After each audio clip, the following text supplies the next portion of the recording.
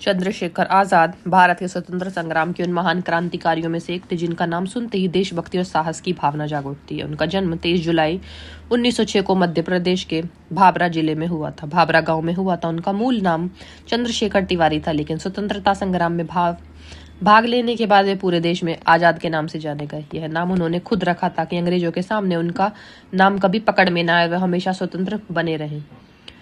चंद्रशेखर आजाद का बचपन सामान्य था। उनका परिवार मध्य वर्गीय था और शिक्षा में उन्हें प्रारंभिक रुचि दिखाई। बचपन से ही उनमें स्वतंत्रता और न्याय के प्रति गहरी संवेदना थी। उन्होंने स्कूल की पढ़ाई के दौरान ही देखा कि अंग्रेज हुकूमत किस तरह देशवासियों पर अन्याय करती है। उन्हें बच्चों की तरह खेलकूद और पढ़ाई में तो आनंद आता था, लेकिन वे जल्दी ही बड़े होकर अपने देश की आजादी के लिए काम करना चाहते थे।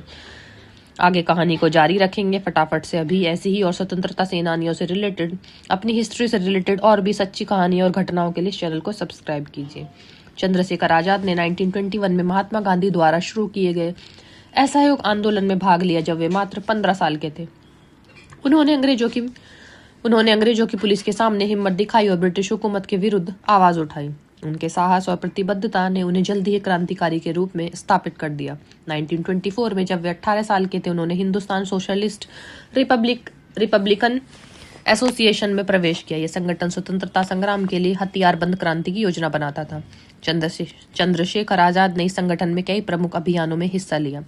उनका मानना था कि केवल अहिंसा से ही स्वतंत्रता संभव नहीं है, कभी कभी साहसिक निर्णायक कदम भी उठाने पड़ते हैं। चंद्रशेखर आजाद ने अपने छोटे जीवन में कई साहसिक क्रांतिकारी कदम उठाए। उन्होंने अंग्रेजों के कई विरोधी अभियानों में भाग लिया। उनमें से कुछ प्रमुख गतिविधियां इस प्रकार हैं। काकोरी कांड के बाद सक्रिय होना। 1925 में हुई काकोरी कांड में क्रांतिकारियों ने अंग्रेजों की लूट की योजना बनाई थी। इस घटना के बाद चंद्रशेखर आजाद ने अपने साथियों के साथ अंग्रेजों से लोहा लेने का निर्णय किया। दूसरा, बनारस और इलाहाबाद में काम करना। आजाद ने यूपी के इलाहाबाद और बनारस क्षेत्रों में कई ब्रिटिश अधिकारियों के खिलाफ योजना बनाई। उनका उद्देश्य था देशवासियों में स्वतंत्रता की भावना जगाना और अंग्रेजों को डराना। तीसरा, फांसी का डर नहीं। आजाद ने हमेशा कहा, मैं फांसी के फंदे से डरता नहीं, मैं तो अपनी स्वतंत्रता के लिए जन्मा हूँ। यही उनका जीवन मंत्र था। उन्होंने कभी भी ब्रिटिश अधिकारियों से डर से पीछे नहीं हटे। चंद्रशेखर आजाद के साहस की कई कहानियां मशहूर हैं। एक प्रसिद्ध घटना में अंग्रेज पुलिस ने उन्हें पकड़ने के लिए घेराबंदी की। आजाद ने अकेले ही कई पुलिसकर्मियों का सामना किया और अंततः आजाद रहने के लिए उन्होंने खुद को गोली मार ली। उन्होंने जीवन के अंतिम समय तक यह निश्चय किया कि वे कभी अंग्रेजों के हाथ नहीं लगेंगे। इसलिए उन्होंने खुद को 27 फरवरी 1931 को अल्फ्रेड पार्क, इलाहाबाद में गोली मारकर शहीद किया। उनकी शहादत ने देशवासियों को बहुत प्रेरणा दी। उनका यह निश्चय, मैं कभी पकड़ा नहीं जाऊंगा, मैं हमेशा आजाद रहूंगा, आज भी भारतीय युवाओं में देशभक्ति की भावना जगाता है। चंद्रशेखर आजाद केवल एक क्रांतिकारी ही नहीं थे, बल्कि उनके जीवन ने देशवासियों को यह सिखाया कि सच्ची आजादी के लिए साहस और दृढ़ निश्चय जरूरी है।